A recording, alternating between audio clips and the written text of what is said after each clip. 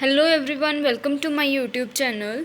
Student, आज की information regarding exam point of view है, इन द सेंस कि जैसे मैंने एक वीडियो अपलोड करी थी जिसमें मैंने ये बोला था कि आपको जो एग्ज़ाम में मार्क्स हैं, कोई भी यूनिवर्सिटी यानी यूनिवर्सिटी, चाहे वो JNDU है, चाहे वो PU यूनिवर्सिटी है, चाहे वो KU यूनिवर्सिटी है, DU यूनिवर्सिटी है या MU यूनिवर्सिटी है, ठीक है, कि वो आपको एग्ज़ाम जो है वो प्रेजेंटेशन के बेस पे देती है। क्लियर।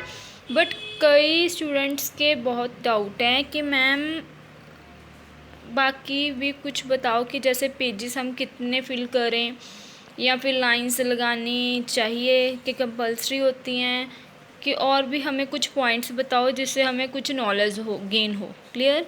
तो मैं आज वही डिस्कस करने जा रही हूँ, जो बच्चों के क्वेश्चंस हैं वो आज हम क्लियर करेंगे इस वीडियो में। सो लास्ट तक वीडियो को ज़रूर देखना और लाइक, सब्सक्राइब और कमेंट ज़रूर करना। इससे क्या होगा, मुझे मोटिवेशन मिलेगी। क्लियर।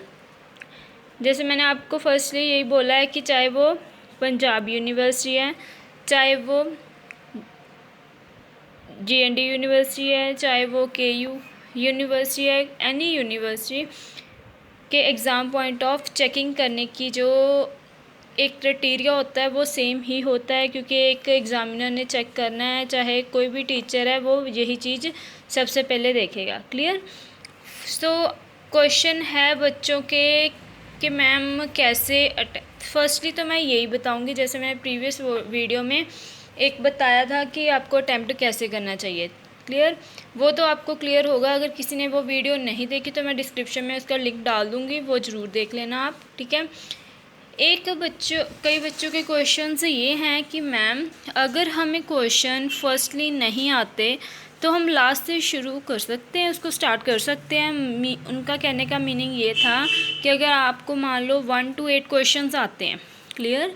अगर आपको 1 to 8 क्वेश्चंस आते हैं, दैट मीन्स कि आप चाहते हो कि मुझे सबसे पहले कि मैं 8th क्वेश्चन पहले अटैम्प्ट कर सकती हूँ या कर सकता हूँ।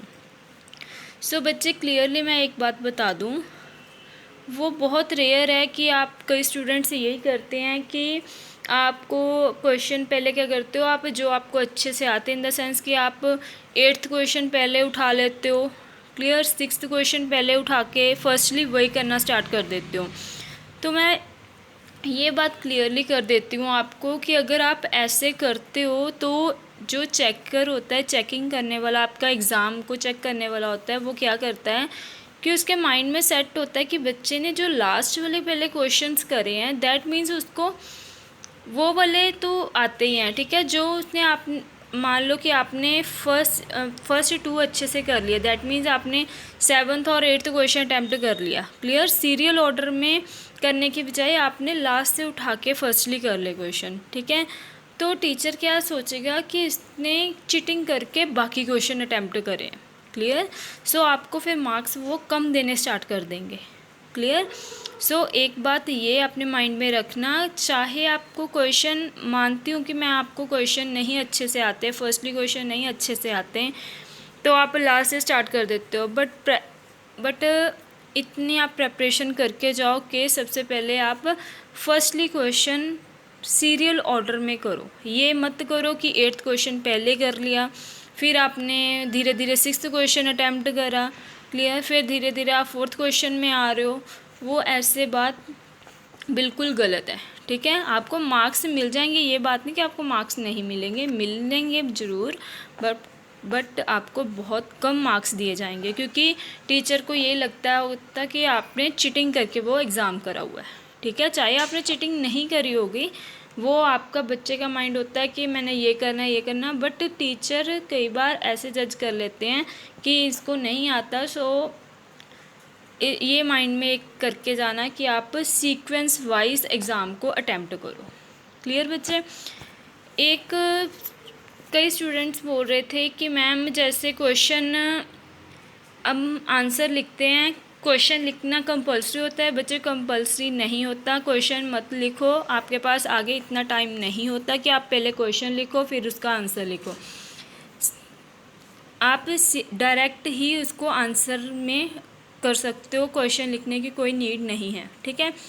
और एक बात क्लियर रखना, जैसे देखो यहाँ पे लिखा आंसर टू, मतलब उसको हाईलाइट इन द सेंस बड़ा करके लिख दिया आंसर टू। इससे क्या होगा कि टीचर को सबसे पहले दिखेगा कि आपने आंसर टू मीन्स हाईलाइट करा हुआ है, मतलब ये क्वेश्चन आपका स्टार्ट है, नेक्स्ट क्वेश्चन स्टार्ट है, ठीक है। कई बच्चे क्या करते हैं, बहुत छोटा सा करके लिख देते हैं आंसर टू, टीचर को यही नहीं पता लगता, कंफ्यूज हो जाते हैं टीचर कि आपने आंसर कहाँ से स्टार्ट करा हुआ है, तो वो स्किप हो जाता है, फिर उसके मार्क्स आपके कन्वर्ट होते ही नहीं हैं। सो ध्यान से करो, जैसे आंसर 1 लिखते हैं, आंसर 2 लिखते हो, तो उसको थोड़ा बड़ा करके लिखो कि टीचर को दिखाई दे जाए। क्लियर।